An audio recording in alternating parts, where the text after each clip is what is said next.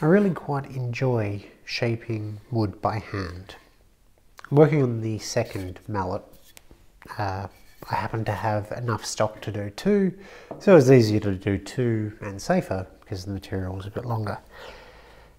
After I built the first one, this new to me file arrived. It's an Iwasaki wood file. It isn't really a file, it's not really a rasp, not really a float. It sort of fits in between. And this is definitely a budget option. Its geometry is different, but it is interesting.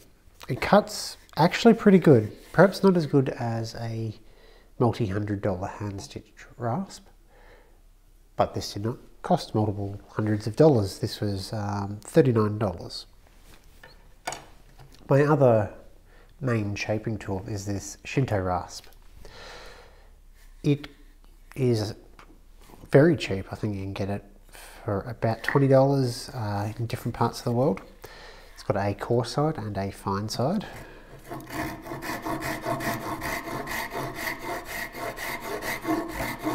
And again, it is not the most amazing rasp out there, but it is quite good, particularly for the price.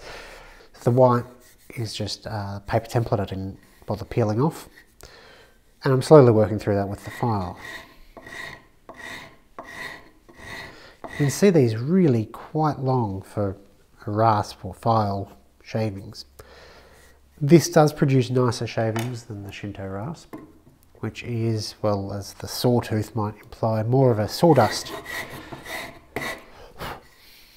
sort of finish.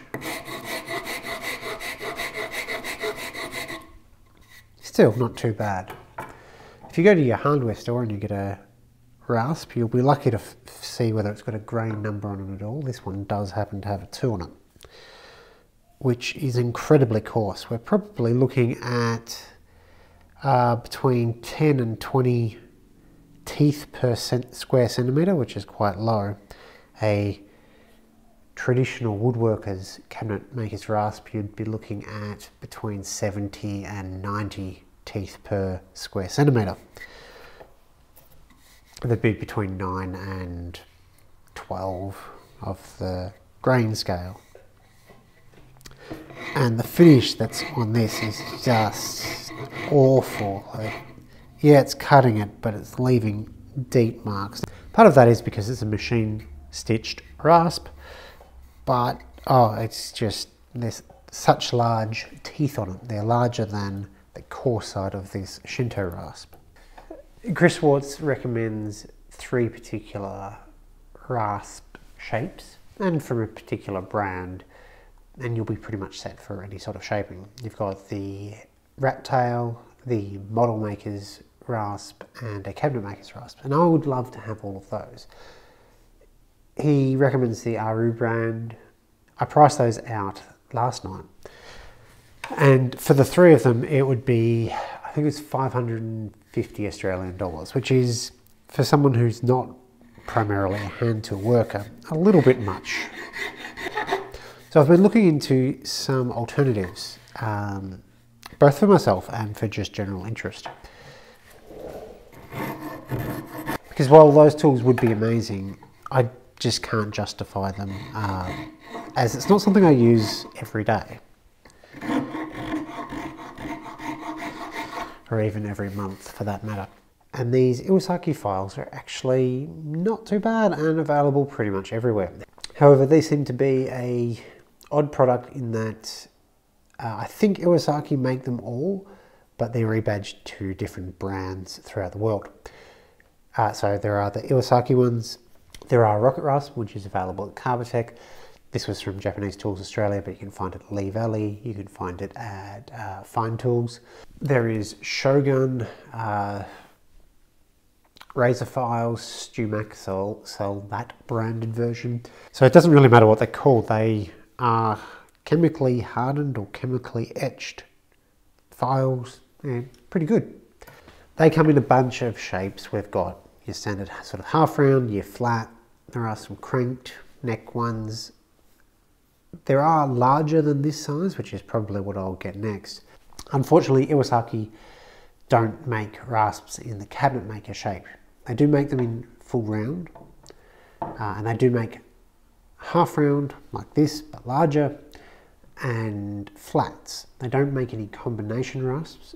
Files, from what I can see, they're all just cutting teeth on one side. For a full set of those, we're probably looking at, well, if this is $39, probably about $50 each for the larger sizes.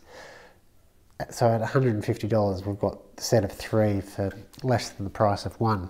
So that's likely the path I'll go. But before I sort of stopped and ordered everything, I started looking around at other brands. One name in the inexpensive end, but not terrible end of the hand tool market is Narex. Now I happen to have one Narex chisel. I'm not personally that big of a fan, but maybe their rasps would be good. So I looked at their specs. Their rasps are the equivalent of between 2 and 4 grain, which is an incredibly coarse rasp. This hardware store bought one, actually this might have been an Aldi, yeah, this is an Aldi one, is 2. You wouldn't use this. This is a terrible rasp, and it will be going into deep storage, or frankly the bin more likely. The Narex one boasts about being CNC cut. It's actually not something that anyone desires in a rasp. Everyone wants the hand stitched ones. If you are looking at hand shaping tools, perhaps avoid the hardware store. Avoid Narex. Despite their claims of it being a wood rasp, it's too coarse and kind of too soft. They only harden them to 45 Rockwell, whereas a traditional rasp is more 60 Rockwell. Look for these Iwasaki rasps. So as nice as this file is, the results are not smooth enough that I would leave it as is. I definitely sand it. I haven't quite finished shaping this, but I'll show you how I sand. Is this is a bow sander. It's an incorrectly installed bow sander at the moment. And this is the bow sander, the McFarlane bow sander from Dunstan Design.